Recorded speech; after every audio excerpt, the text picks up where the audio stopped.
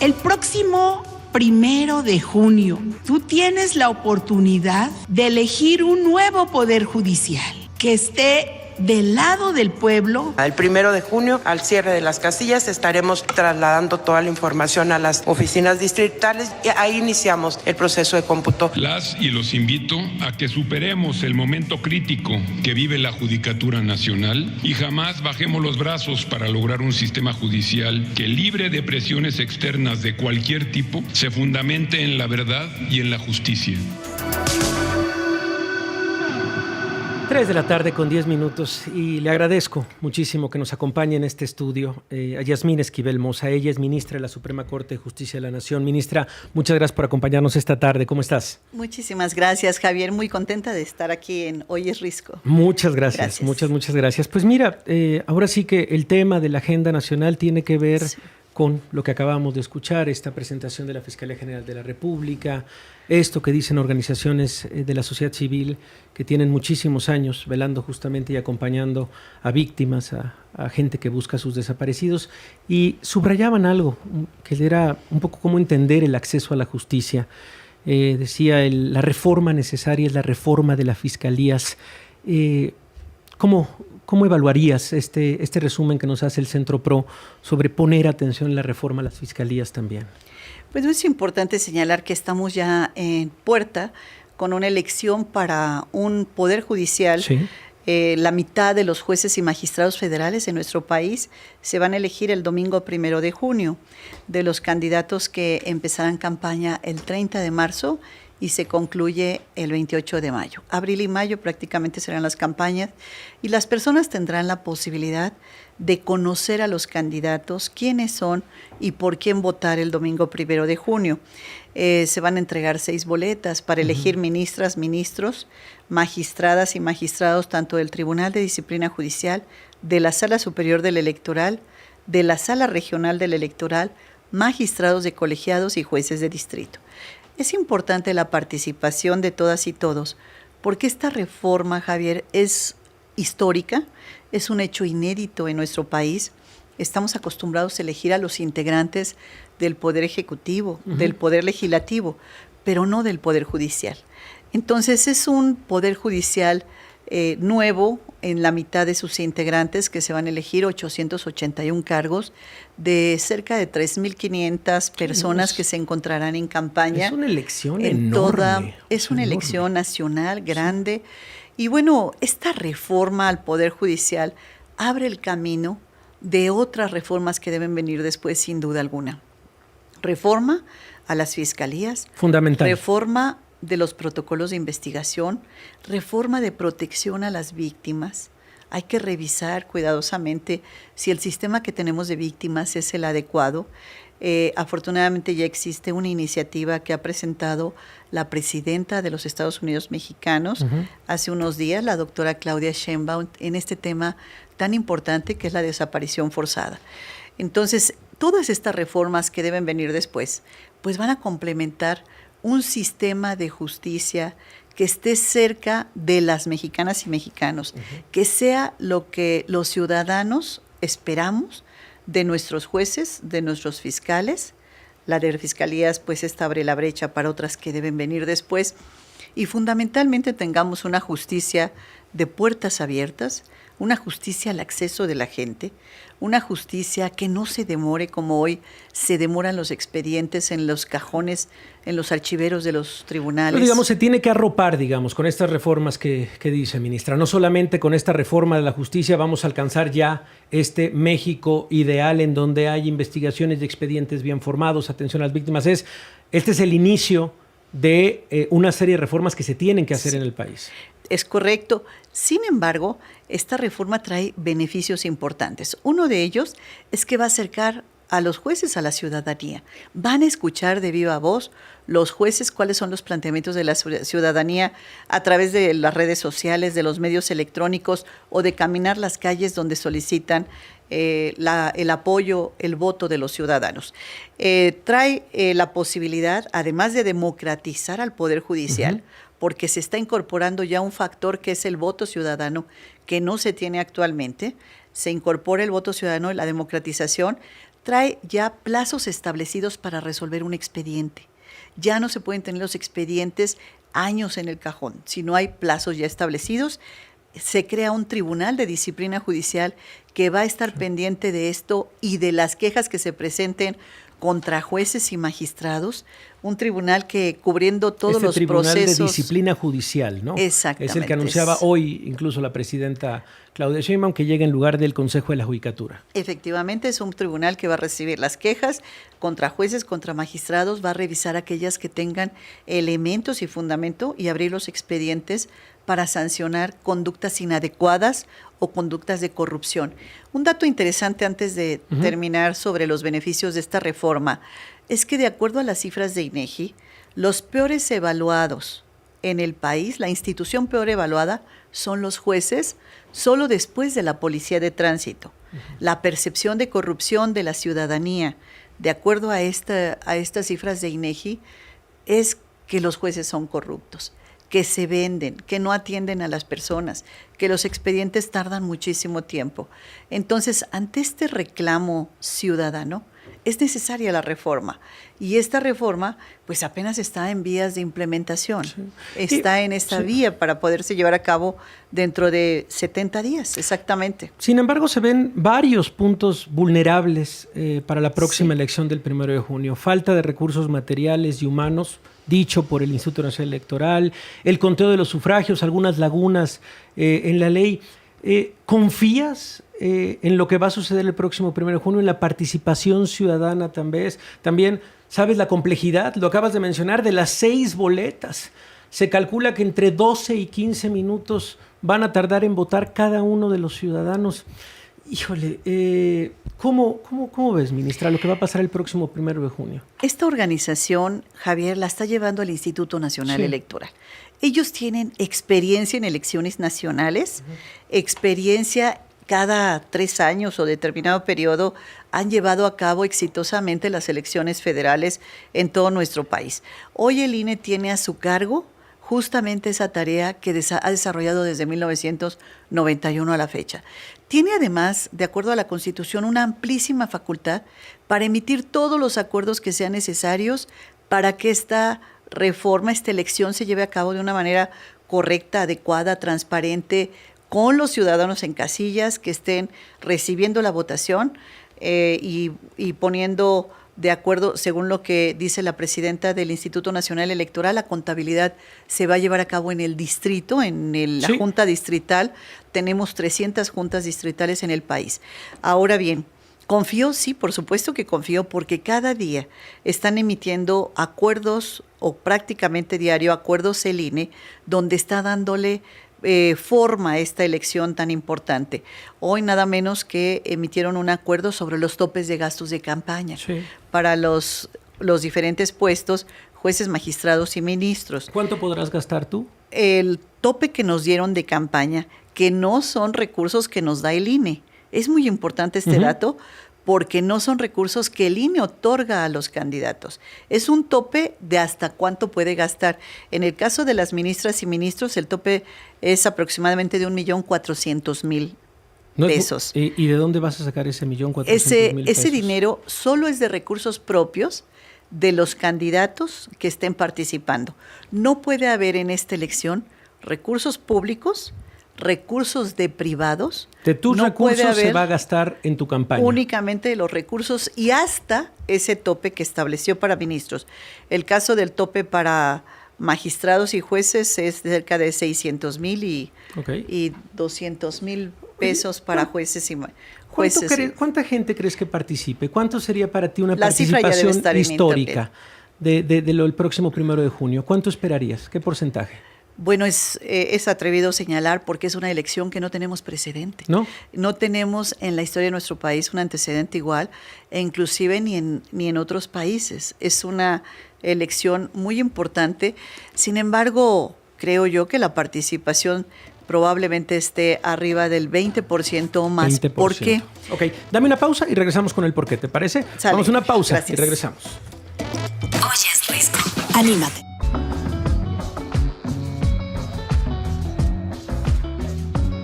24 minutos. Estamos hablando con la ministra de la Suprema Corte, Yasmín Esquivel, y nos decía, bueno, pues, dice, es difícil dar un número de participación. Ojalá 20%, más, menos, por ahí calcula de participación ciudadana, porque... Y nos ibas a decir el por qué, ministra. Gracias por seguir con nosotros. Sí, muchas gracias. Bueno, pues es importante destacar que hay todo un proceso que va a llevar a cabo el INE de difusión de la elección, donde se enteren las mexicanas y mexicanos que el domingo 1 de junio hay elecciones. Hay elecciones extraordinarias para elegir jueces, magistrados y ministros. Que es importante, el Instituto Nacional Electoral ha dado a conocer que va a poner a disposición de las personas la plataforma PCU. P, practica tu voto, C, conoce tus candidatos, y U, ubica tus casillas. Con el código QR que está en la credencial de elector o con la sección electoral que aparece en la credencial de elector, a partir del 30 de marzo va a direccionar a la persona a los candidatos que tiene en su sección electoral.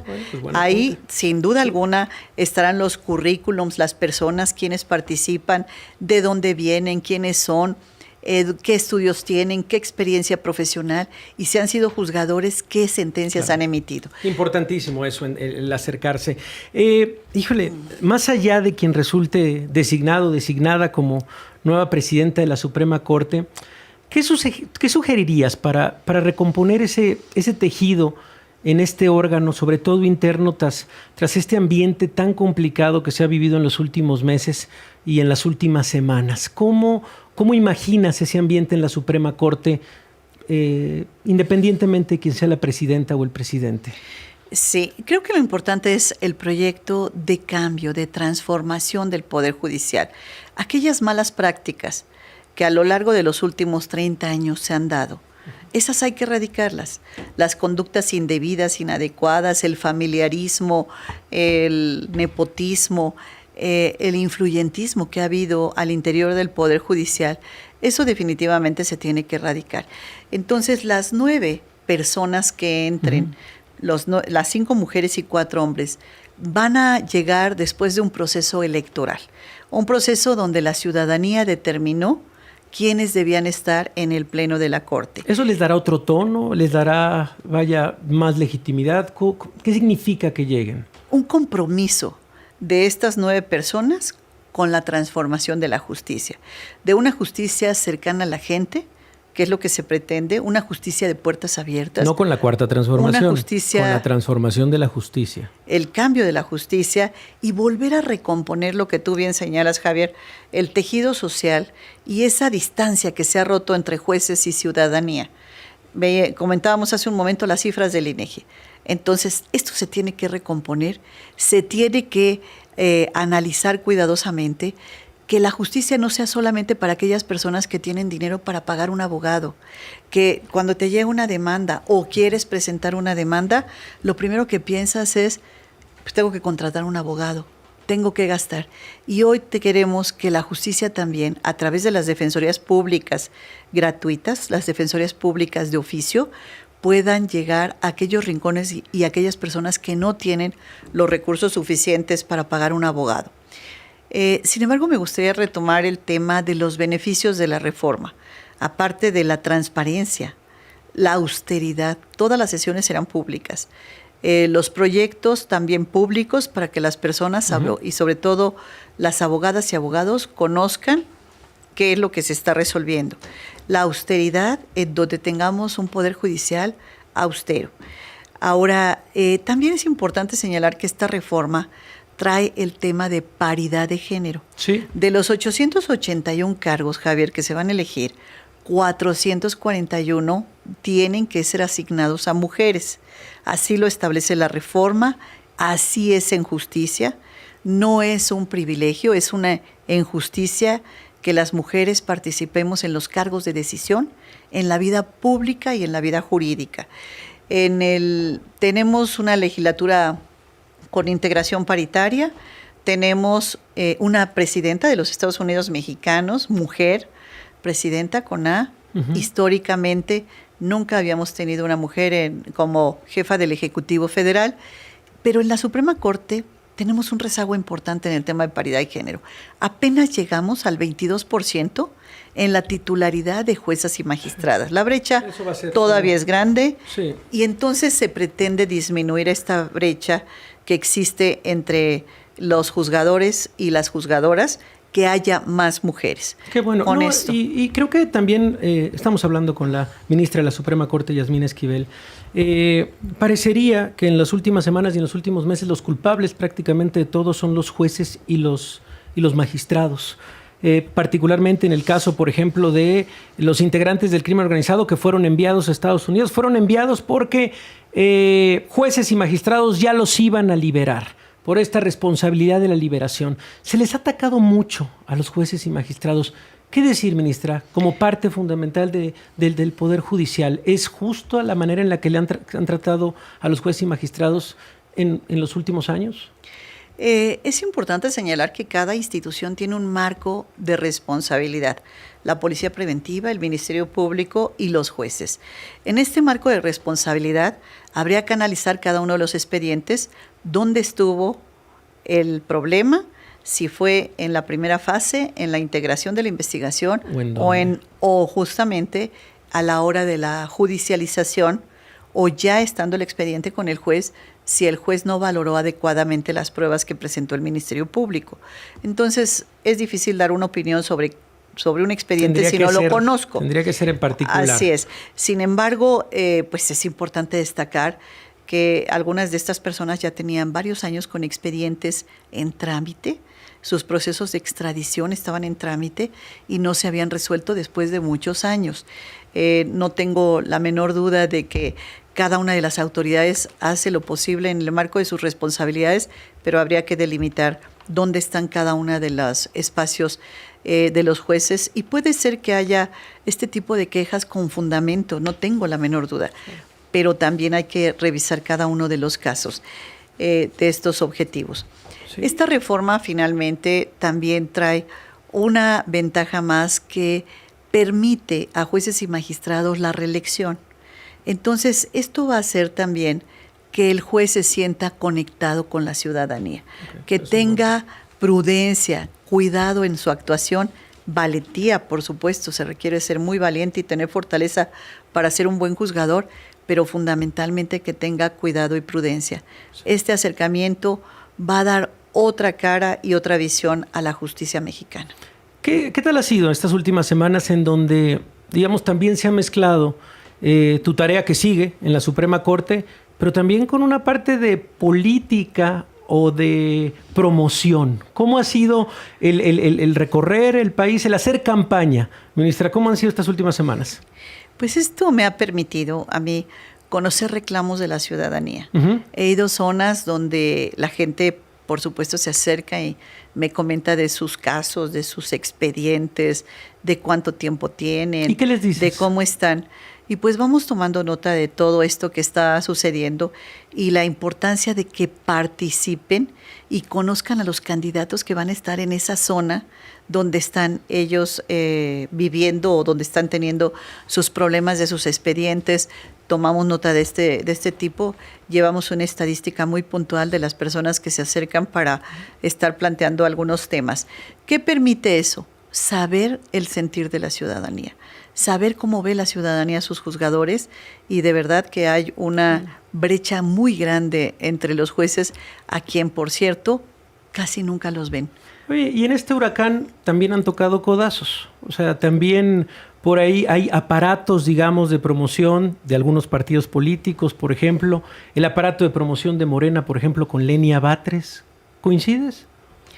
Tenemos una visión en común con algunas compañeras, como es la ministra Lenia Batres, la ministra Loreto Ortiz, una visión donde se requiere cambiar y transformar la justicia, de lo que hemos hablado a lo largo del programa. Pero lo más importante aquí no es detenernos porque vengan vientos en contra, sino continuar con la meta y el objetivo planteado, que es tener una justicia limpia, honorable, honesta, que llegue a todas las personas, que vea a los grupos vulnerables, que voltee a ver a las personas con discapacidad, sí, a las mujeres, a las personas de la tercera edad. Eso es lo más importante, que no se pierda la meta con cualquier situación que pueda venir en contra y se mantenga siempre la unidad.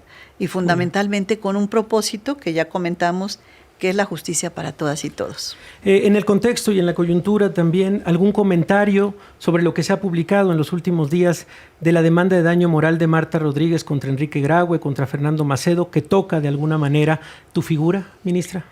Javier, es una demanda que presenta la maestra Marta Rodríguez, por lo que he visto en los medios de comunicación. La maestra, igual que cualquier ciudadano mexicano, tiene los elementos para poderse defender que considere ella. Soy ajena a esa demanda, no la conozco, no conozco la sentencia, ni cuáles son los razonamientos que hizo el juez. Pausa y regresamos. Lo mejor de México.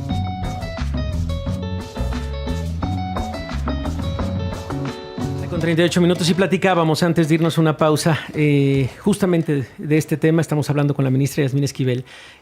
Lo que sucedió, esta demanda de daño moral, laboral también por parte de la doctora Marta Rodríguez contra Enrique Graue y Fernando Macedo. Dices, yo soy ajena a esa demanda, ministra.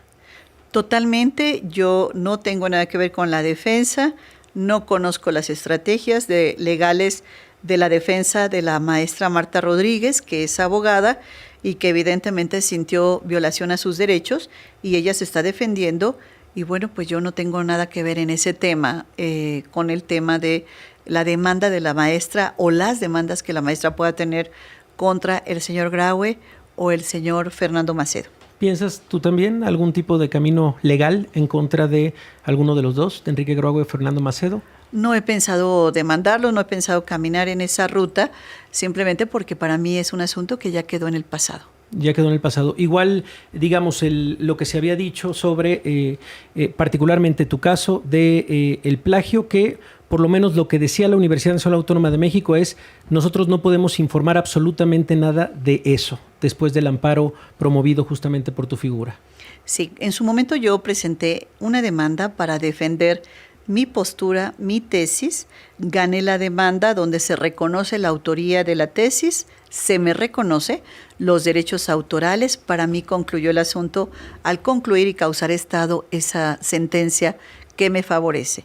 El caso de la maestra Marta es totalmente ajeno a mí y el caso para mí se encuentra cerrado ante la defensa que hice de mi autoría de la tesis de hace 38 años, cuando yo era muy joven. ¿Dónde vas a empezar tu campaña? ¿El próximo? ¿Cuándo empiezan de manera oficial? El 30 de marzo al 28 de mayo. ¿Dónde vas a empezar el 30 de marzo? Son 2 meses, prácticamente. Sí. Abril y mayo. Aún no lo sé, es una parte que apenas voy a estudiar el fin de semana para ver dónde se puede. Sin embargo, hay nada más 2 cosas que nos permite la ley. 1, el uso de redes sociales sin pautado. Y 2, el uso de papel biodegradable, como las hojas, papel biodegradable, distribuirlo en volantes, trípticos, dípticos y bueno, por supuesto, caminar las calles para que los vecinos y los ciudadanos nos conozcan. Esas son las formas que permite la ley. Lo demás está prohibido. El uso de recursos privados y públicos, entregar enseres, entregar dinero, entregar despensas. No haber todo despensas esto, de Yasmín Esquivel, entonces. Inclusive la participación de partidos políticos. No va a haber despensas, Javier. Dices, la participación en partidos políticos prohibida. Prohibida, no está permitida la participación de partidos políticos. Bueno, ese es un mensaje para alguien, ¿no? No. Todo lo que dice lo señala la Constitución, Javier. Gracias, ministra, por acompañarnos esta tarde. Al contrario, gracias por permitirnos estar esta tarde con tu programa. Es la ministra Yasmín Esquivel Mozo y bueno, pues en los próximos días seguramente la verá recorriendo pues bueno, la Ciudad de México, también el interior de la República. Ahorita también compartimos sus redes sociales y me parece que tiene una sección con Juan Becerra. En Grupo Fórmula. ¿Cuándo estás con Juan? Cada 15 días los martes. Los martes. Bueno, pues ahí está también la sección con Juan Becerra. Le mandamos un abrazo a mi querido Juan Becerra. Nosotros vamos a lo que sigue. Oyes Risco. ¿Ventana o pasillo? Con Mitch Friedman.